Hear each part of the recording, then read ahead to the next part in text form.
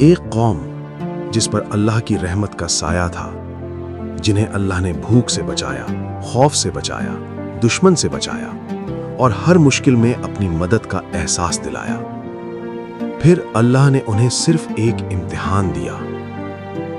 امتحان چھوٹا تھا لیکن صبر سے بھرا ہوا۔ ہم اللہ کے حکم کو نہیں توڑیں گے، بس گھما پھرا کر اپنا فائدہ نکال لیں گے۔ اور یہیں سے رحمت کا راستہ بند ہوا۔ پھر ایک رات اللہ کا فیصلہ اترا۔ نہ طوفان آیا، نہ بجلی گری، نہ زمین پھٹی، اور جب صبح ہوئی تو وہ پوری قوم انسان نہیں رہی۔ جو کل تک اللہ کے سب سے قریب تھے، آج وہ قوم بندر بن چکی تھی۔ یہ واقعہ ہے اصحاب سبت کا، اور یہ صرف تاریخ نہیں، یہ آج کا آئینہ ہے۔ حضرت موسیٰ علیہ السلام کے بعد بنی اسرائیل کی ایک قوم سمندر کے کنارے ایلاہ میں رہتی تھی۔ یہاں کا منظر اللہ کی نعمتوں سے بھرا تھا۔ سمندر کی ٹھنڈی ہوا، دھوپ اور لہروں کی میٹھی خوشبو، ہر ایک کونا سکون اور برکت سے روشن تھا۔ یہ لوگ اللہ کے نام سے واقف تھے، اس کے احکام جانتے تھے، لیکن دلوں میں ایک پرانی عادت زندہ تھی۔ ایک وعدہ توڑنے سے کیا ہوگا؟ ہم بعد میں اللہ سے معافی مانگ لیں گے۔ زبان سے اطاعت اور عمل میں چالاکی۔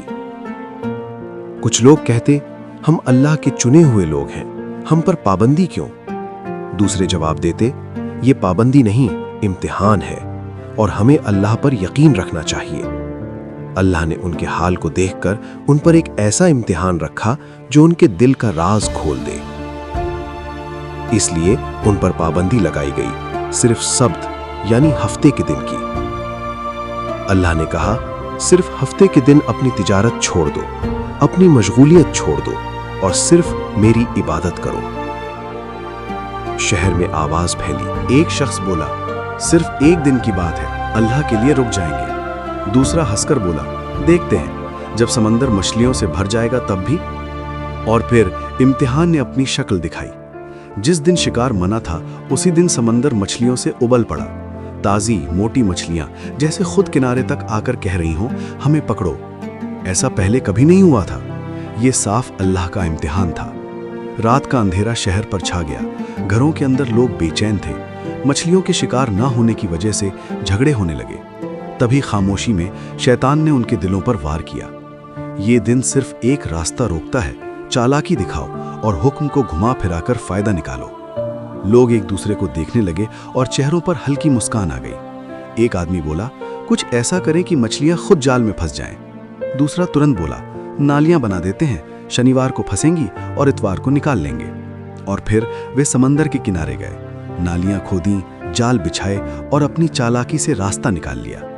بزرگوں نے سمجھایا، اللہ سب دیکھ رہا ہے، یہ وقت ہماری نیت کا ہے۔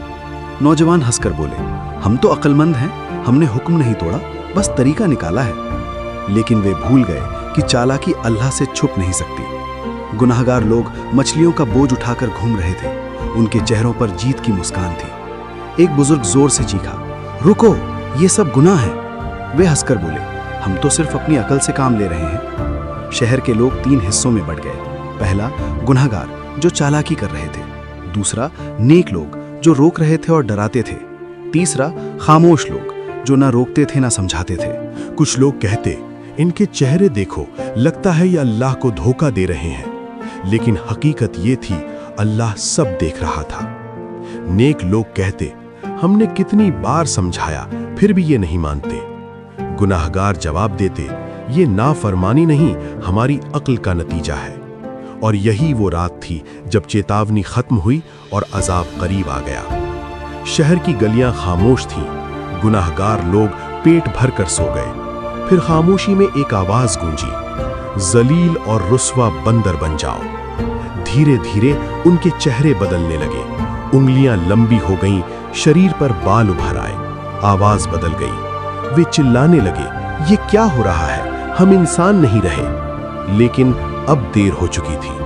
صبح ہوئی، شہر میں سناٹا تھا۔